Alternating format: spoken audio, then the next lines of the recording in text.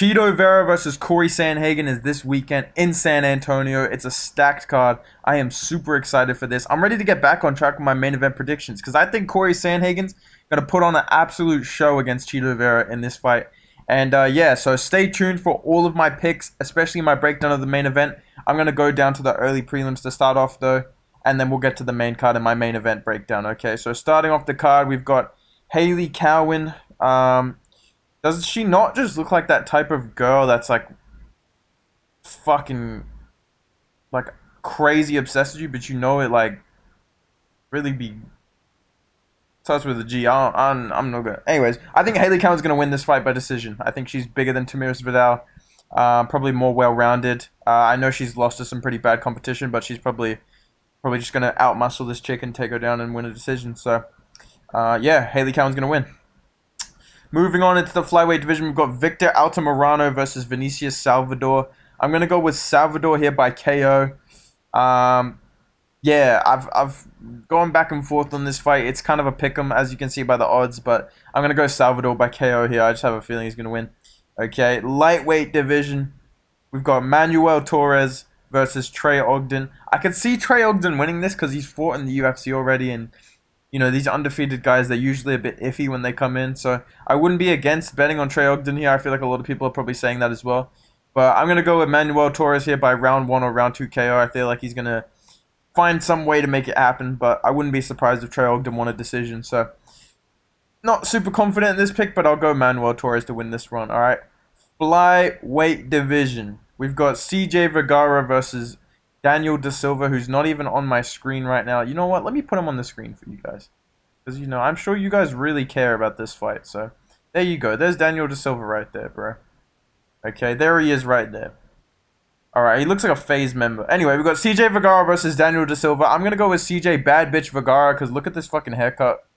Bro, he looks crazy with that haircut, bro. But yeah, CJ Vergara is going to win this one. More well-rounded, more experience in the UFC. Daniel Da Silva seems like a very... bit of a glass cannon, so I'm going to pick CJ Vergara to win this by decision here. So remember the name, CJ Bad Bitch Vergara. Okay, we're moving on to the welterweight division. This should be a good fight. It's a pick'em too, god damn. We got Trevin Giles versus Preston Parsons. Now, Parsons is a grappler. Trevin Giles is more well-rounded, I would say. He's fought really good guys in the UFC. He's fought Dricus du Plessis, he's fought Michael Morales, fought James Krause.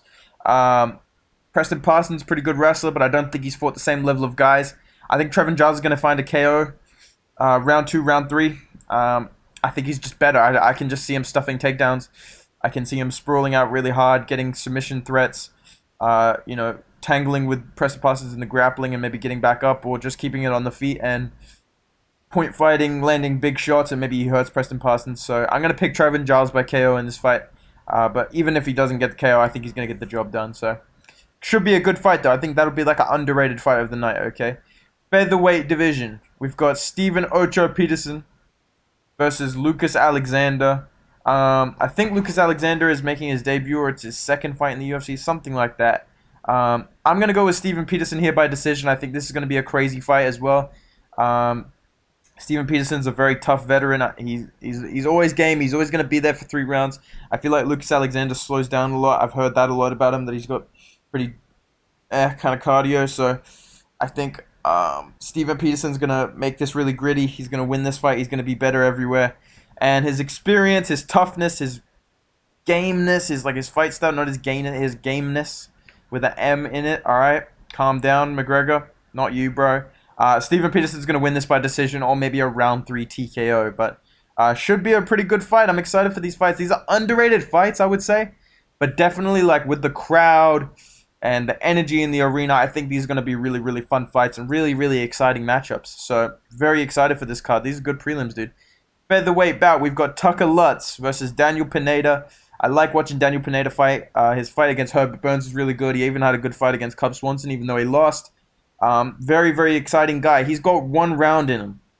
So, I'm going to pick Tucker Lutz by decision. I'm going to go with the odds here. I think Tucker Lutz is going to have a tough first round. And then he's going to come on strong round 2, round 3. This could be a very, very close fight, though. I could see Daniel Pineda winning this fight by decision. I could see him being a bit more patient, having big moments, trying to be a bit more patient, maybe winning enough of round 2 or coming on strong in round 3, getting a second win and getting a decision win. But I'm going to lean with the odds here. I'm going to go Tucker Lutz by decision, 29-28 in this matchup. But it should be a very exciting matchup. And that first round is going to be very, very dangerous for him, dude. Tucker Lutz, probably more overall prepared for this matchup. But I think Daniel Pineda's grappling is going to be crazy, crazy dangerous early on. Even his power is going to be dangerous early on. So either a round 1 finish or Pineda, or I think Tucker Lutz is going to get a decision win. So that's my pick. And we're moving on to the prelim headliner. Can I just say, the first card builder video that I properly did that got views was my UFC 284 when Kai Kara France versus Alex Perez fell apart. And I said Alex Perez and Manel Kape should fight each other. And what fucking happens? This fight gets booked for this card. Here we are. The fight that I booked.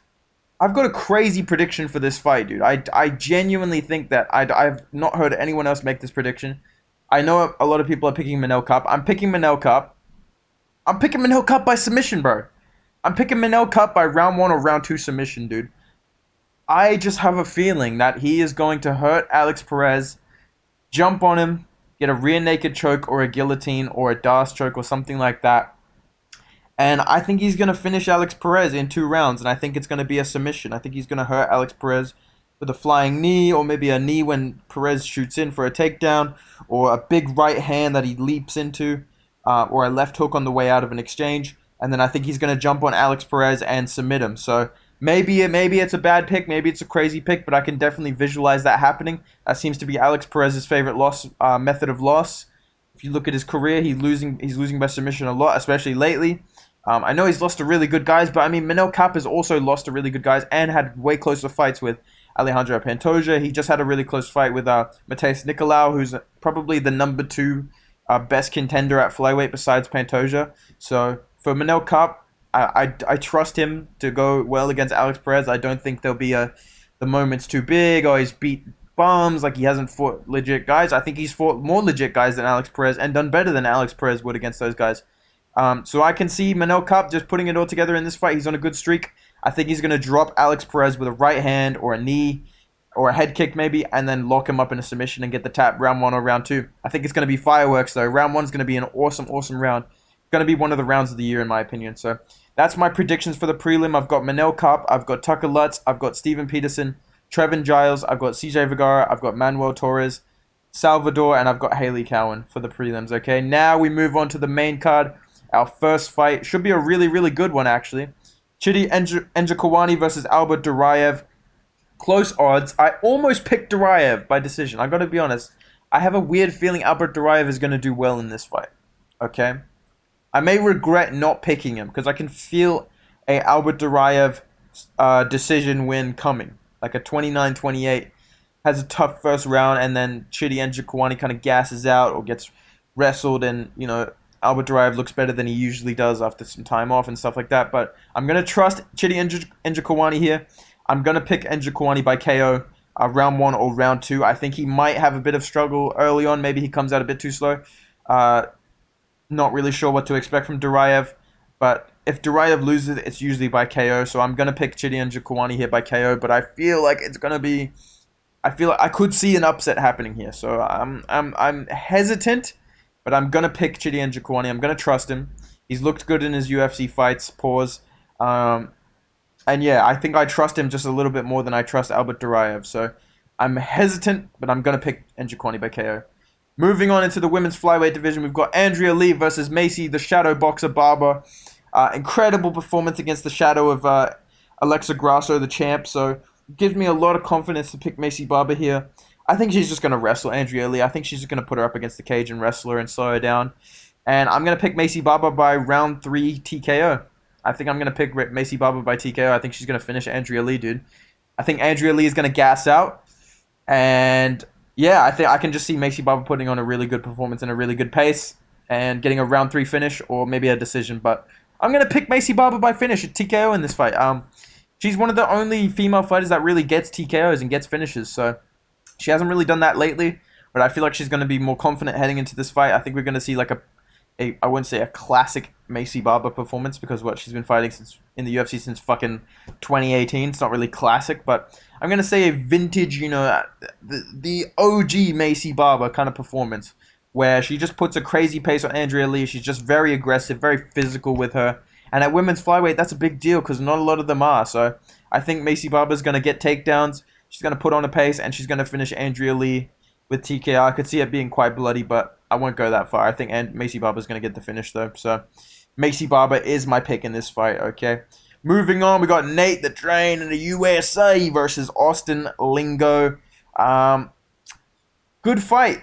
Good fight. I wanted to see Nate Landwehr versus Alex Caceres. I think that would have been a way more entertaining fight. I would have picked Alex Caceres, to be honest, by submission or TKO. But I think Nate Landwehr is going to get this fight done. 29-28 decision for Nate Landwehr in this fight. I can see him getting caught with something and losing a round. He is a bit chinny. He's not really the most durable guy. But his cardio, his fitness is going to keep him in any fight that he's in. And I don't see Austin Lingo as the type of guy that's going to have high finishing potential. Like with Alex Caceres, there's really, really high finishing potential there, especially in current day. So I would pick Alex Caceres over... fucking hell, dude. I sound like Curtis Blades. Alex Caceres. But Nate Landwehr's going to win this fight over Austin Lingo, okay? Fuck off. Jesus. Moving on, we've got the co-main event of Holm versus Janna Santos, dude. The people's main event, if you ask me. I'm really, really going to enjoy watching the finish of this fight on Instagram after I take a piss break because I'm not watching this. I don't care. I think Holm is going to win either a decision or she's going to get a body shot KO in this fight in round 2 or round 3. I think Holm's going to win this fight quite easily. Yeah, I know she's old, but she's still better than all these bantamweights because bantamweight's fucking shit. So I think Holm's going to win by body shot KO or she's going to get a decision win. So one of those two outcomes will happen. I really don't see Janna Santos winning. So yeah, I'm just going to pick Holm. I didn't even write down a prediction for this fight in my notes. Like, I genuinely could not care less. Holm seems like a lovely person, so does Janna Santos, but let's not make fights like this co-main events. Like, I don't want to sit through this to get through Cory versus Marlon, bro.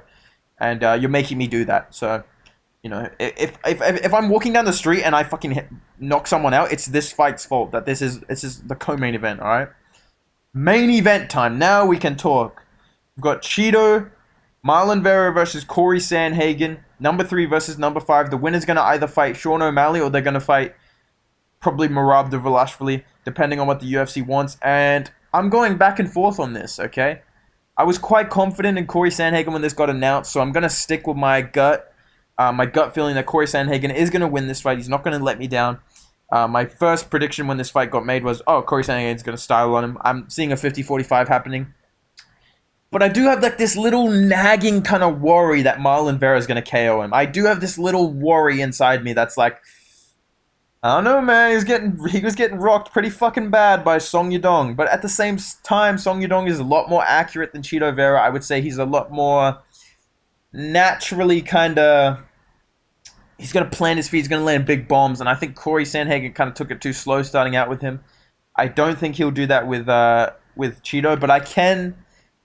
You know, I can see that the opening's there. I think Cory, when he's finished a combination, he's finished a flurry. When he's finished a step-in elbow, he kind of drops his hands. And I could see Cheeto catching him with a big hook on the way out or a big head kick or something like that on the way out. But I'm going to trust my gut. I'm going to trust the evidence. I have more evidence of Marlon Vera getting kicked in the legs, kicked to the body, taken down, jabbed up, comboed up, pieced up by lesser, smaller, less powerful, less durable strikers than I do of evidence of Cory Sandhagen getting dropped and getting knocked out and getting finished. So I'm going to go with Cory Sandhagen by decision here. I think it'll be 50-45 or 49-46. I think he's going to land big combinations on Cheeto. The difference between him and like a Frankie Edgar and a Dominic Cruz, not only his size, his age, his reach, his speed, his durability. He's got good kicks. He's gonna leg kick Cheeto Vera. They're there all day. He's gonna body kick him. I think he's gonna head kick him as well. He's gonna give Cheeto those looks, which he doesn't really get. I think he'll land step in knees as well. I think Cheeto will be looking to duck and swing. So I can see Cory, feinting, stepping in, big knee up the middle, cutting Cheeto Vera. Big elbows. Mixing in the takedowns, looking for the body lock, trying to hold Cheeto against the cage. I think Cory Sandhagen is just way more well-rounded than Cheeto. He's going to be too quick. He's going to be too skillful. I think Cheeto will stand his ground. He's going to try and snipe Cory in return. He may land big shots, like I said. You know, when Cory finishes a combination or he finishes a flurry, he kind of stays in the pocket. But I trust his chin a lot more than I trust Frankie Edgar or Dominic Cruz. And I picked Dominic Cruz in that fight. And, you know, I picked him against Frankie Edgar, but Frankie Edgar did well and Dominic Cruz did well. I think the frame and the size of Cory is going to be the difference versus those fights. I think he's got just as much potential to land big combinations like they were doing, except more power, more reach, so he can hit Cheeto with taking less risk. He's got better wrestling, I would say. He's bigger, so it's going to be easier for him to wrestle Cheeto. And Cheeto was getting taken down by Dominic Cruz pretty easily. So I don't see him taking down Cheeto a lot, but I will say if he needs to, he can. And I think it's going to help him to overload the downloading of the data, which is what Marlon Vera does. He's a bit like Peter Yan. A lot more dangerous, but he sits there, he lets you hit him a couple times, he kind of lets you do your thing, and then he snipes and goes, oh, let's see if this counter's there. Boom, okay, that's there. Or boom, that wasn't there. Okay, maybe I'll kick him next time. So Cheeto kind of takes things slow. He's going to lose round 1, he's going to lose round 2, and he's going to look for big shots. But I just think Cory Sandhagen's going to be ready for a guy like that. I think Cory Sandhagen, you need to bring him pressure. You need to bring in wrestling. You need to bring in grappling. I think those are the two things that you need to beat Cory Sandhagen. And I don't think Marlon Vera is going to bring those. I think Cory Sandhagen's going to have one of his better matchups standing in front of him. Obviously, one of his most dangerous matchups, but at the same time, skill for skill, Marlon Vera is probably one of his best matchups in the division. So, like I said, I think Cory's going to be too much. He's going to be too quick. He's going to be too skillful for Cheeto. Especially if Cheeto's trying to do what he's done against Cruz and Edgar, like that. He's just not chinny like them. He's got the frame, he's got the timing, he's got the skills to take him down. He's got the skills to hold him against the fence. He's got the skills to jab him at range without getting hit as much as, like I said, Frankie or any of those guys. And I think he's just gonna keep Cheeto defending rather than attacking. You know, and Cory's defense as well is going to be another thing that I think keeps him out of danger. So overall, I think his chin, his defense, his movement, his range, his versatility. Yes, he was hit quite a lot, and I am a bit concerned how easily Song Yadong was hitting him. And I think if you get hit like that by Marlon Vera, you're going to be in trouble. But I trust Cory Sandhagen to win at least 3 of these 5 rounds with all the skills and all the style that he has. So I think Cory's kicks, his elbows, his wrestling will be the difference maker, and I think he's going to end up putting on a really good performance, especially round 3, 4, and 5. I think he's going to come on really, really strong. I think Cheeto will try and catch him lacking early if he's going to, but if not, I think Cory will figure it out, settle in, and just start timing Cheeto really, really well. So I think by the end of the fight, he's going to be styling on Cheeto Vera. So that's my predictions. Cory Sandhagen by unanimous decision. Let me know your picks down below. Am I wrong? Am I right? Let me know what you think down below of my predictions, and let me know what you think of this card down below, guys. I would love to hear your predictions down below, so drop a like, subscribe for more card builders, more predictions, more rant videos, more streams, and all of that stuff. Go follow me on Instagram as well, @BedtimeMMA. And yeah, boys, I'll see you in the next video. Goodbye.